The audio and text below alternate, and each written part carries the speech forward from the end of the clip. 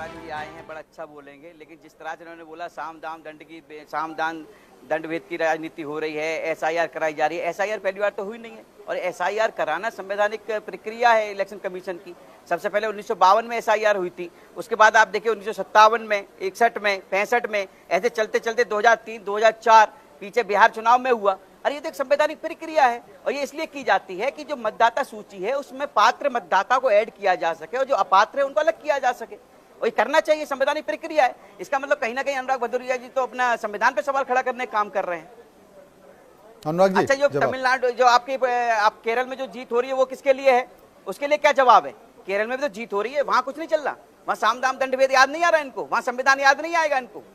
अनुराग जी के बाद फिर साधना जी, वहाँ संविधान खतरे में आ जाता है, ईवीएम खतरे में आ जाता है, इलेक्शन कमीशन भी उस पर सवाल खड़ा होता है, इलेक्शन कमीशन जवाब ले लो, ठीक है, लेकिन जहाँ ये जीतते हैं वहाँ सब कुछ सही होता है, वहाँ सब चकाचक रहता है। यार कराना था, कराना भी। देखिए मनोज जी, साधना भारती जी अब संविधान की बात कर रही हैं, इनके नेता सुबह से देखा ईवीएम पे बात कर रहे हैं, इलेक्शन कमीशन पे बात कर रहे हैं, ये नहीं बता रहे कि ये क्यों हार रहे हैं सभी राज्यों में। इसका जवाब नहीं देंगी साधना भारती जी। हाँ, संविधान खतरे में आ जाएगा, ईवीएम खराब हो जाएगी, इलेक्शन कमीशन खराब है, लेकिन जहाँ जीत हो रही है वहां सब कुछ सही है, वहां सब कुछ चकाचक है।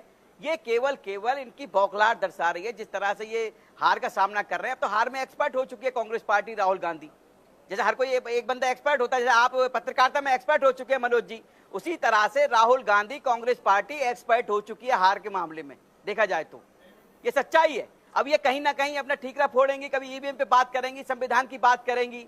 तो सच्चाई ये है, इनको ये पूछना चाहिए राहुल गांधी जी से कि आज देखिए परिणाम आ रहा है 5 राज्यों का। राहुल गांधी क्या करने गए हैं? समर वेकेशन मनाने गए हैं वहां पर ओमान में, तो वहां कौन सा काम करने गए हैं? वहां चुनाव परिणाम देखने गए हैं, वहां पर अपनी बात नहीं कहेंगी। सच्चाई ये है। अरे ये व्यक्तिगत टीका टिप्पणी से जिस दिन बाहर आ जाएंगे भाजपा की बात हो, पुडुचेरी की बात हो, वहाँ की जनता ने अपने देश के प्रधानमंत्री नरेंद्र मोदी जी पर विश्वास दिखाया है।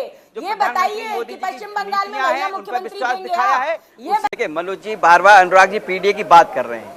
पीडीए की फुल फॉर्म क्या है मैं बता दूं आपको। पीडीए की फुल फॉर्म है समाजवादी पार्टी की नजरों में प्रोडक्शन ऑफ दंगाई एंड अपराधी।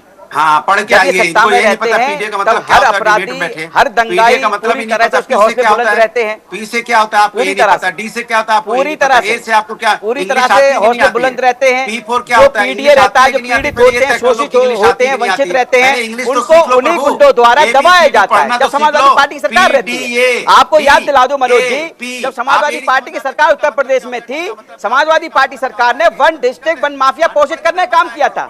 ये किसी से छुपा हुआ नहीं है, सब जानते हैं। अरे अनुराग जी, सब जानते हैं सपा सरकार ने 1 डिस्ट्रिक्ट 1 माफिया पोषित करने का काम किस प्रकार से किया था, किस प्रकार से दंगाई जो होते थे उनके जो हौसले बुलंद होते थे, सब जानते हैं, बताने की आवश्यकता नहीं है। होता है कि माँ होता है, पहले यही बता दीजिए। पी का माँ होता है। अरे समझ गया, प्रोडक्शन ऑफ दंगाई एंड अपराधी बता दिया ना मैंने। पीडीए का फुल फॉर्म क्या है? प्रोडक्शन ऑफ दंगाई एंड अपराधी, समझ